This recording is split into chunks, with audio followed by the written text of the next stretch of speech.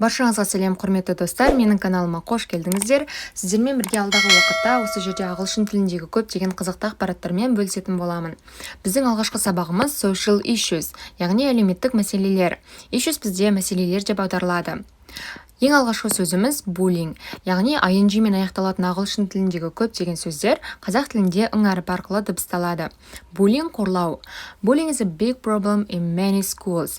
Яғни буллинг ету, қорлау көптеген мектептердегі үлкен мәселелердің бірі. Сіздерге бірінші ағылшын тілінде жазылуын, одан кейін қазақша оқылуы мен қазақша аудармасын және де сөйлемді бердім. Екінші бізде gender. Gender яғни гендер. Gender equity is important. Equity бізде теңдік деп аударылады. Яғни гендерлік теңдік бізде маңызды. Келесі бізде corruption. Жемқорлық. Corruption is wrong. Яғни жемқорлық дұрыс емес, қате деген мағынада. Келесі pollution. Ластану.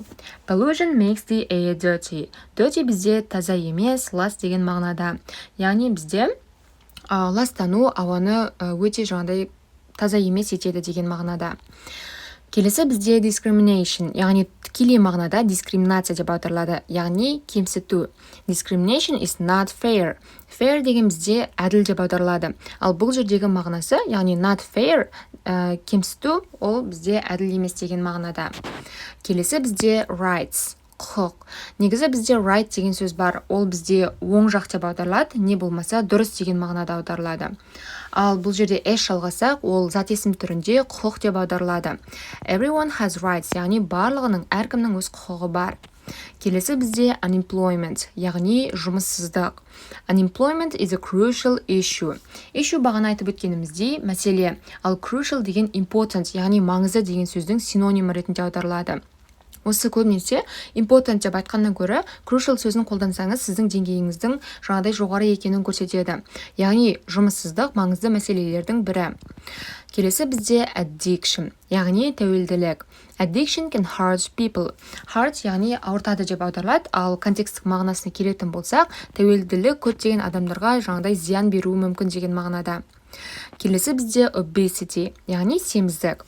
Obesity can cause health issues, яғни health ол бізде денсаулық, issues мәселе. Семіздік адамдарда денсаулық мәселесін тудыруы мүмкін. Келесі бізде justice, әділдік. Justice is needed for all, яғни әділдік барлығына керек. Келесі бізде refugees, босқындар. Refugees need our support. Support ол бізде қолдау, босқындар біздің қолдауды қажет етеді. Келесі бізде феминизм, яғни феминизм ол әйелдің құқығын қорғау. Feminism fights for women's rights, яғни феминизм әйелдердің құқықтарымен күреседі. Harassment, қудалау, не болмаса жаңағыдай күш көрсету, кемсіту деген мағынада да қолданады.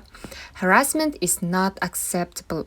Acceptable деген бізде қолайлы деп аталады, ал бұл жердегі мағынасы қудалау, яғни күш көрсету, ол жаңағыдай қолайлы емес деген мағынада. Келесі бізде mental health, яғни психикалық денсаулық. Mental health is important for everyone. Психикалық денсаулық барлығына керек, яғни маңызды. Келесі бізде voting, дауыс беру. Voting is a right for all citizens. Citizens бізде адамзат, яғни тұрғындар. Дауыс беру барлық адамдардың жаңағыдай құқықтары деген секілді. Келесі бізде education, білім. Education helps people get good jobs. Білім адамдарға жақсы жұмысқа тұруына көмек береді. Келесі бізде elderly, яғни қарттар, қарт кісілер. We should care for the elderly. Біз қарт кісілерге қамқор болуымыз керек. Келесі бізде ағылшын тілінде жаңағыдай ерекше сөздердің бірі, яғни бұл жерде that деп оқылады. Б әріпі тұрса да, ол әріп оқылмайды. Debt, яғни қарыз. Many families live with debt. Көптеген отбасы қарызбен өмір сүреді. Келесі бізде littering, қоқыс тастау. Littering is harmful to nature. Harmful яғни зиян.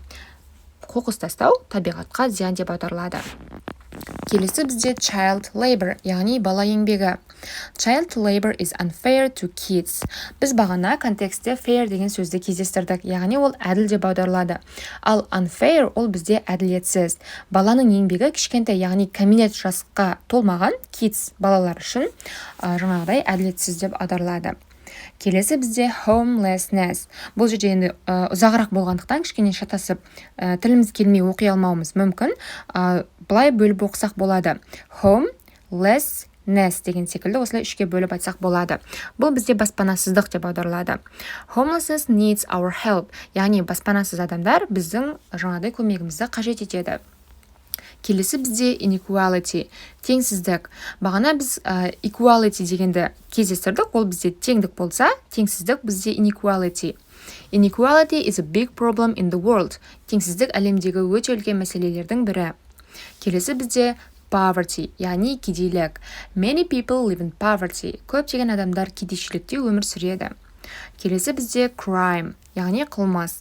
Crime can make people feel unsafe. Қылмыс, яғни crime бізде қылмыс. Қылмыс көптеген адамдардың өздерінің жаңағыдай қауіпсіз сезінуіне әсер етуі мүмкін деген секілді. Келесі бізде community. Ол бізде қауымдастық, орта деп аударылады. A strong community helps everyone. Яғни мықты орта, мықты қауымдастық барлығына көмектеседі. Осымен біздің алғашқы сабағымыз аяқталды. Егер де осы слайдтың ішіндегі өзіңіз қандай да бір білмейтін жаңа сөздеріңіз болса, комментарийға белгілей кетіңіздер.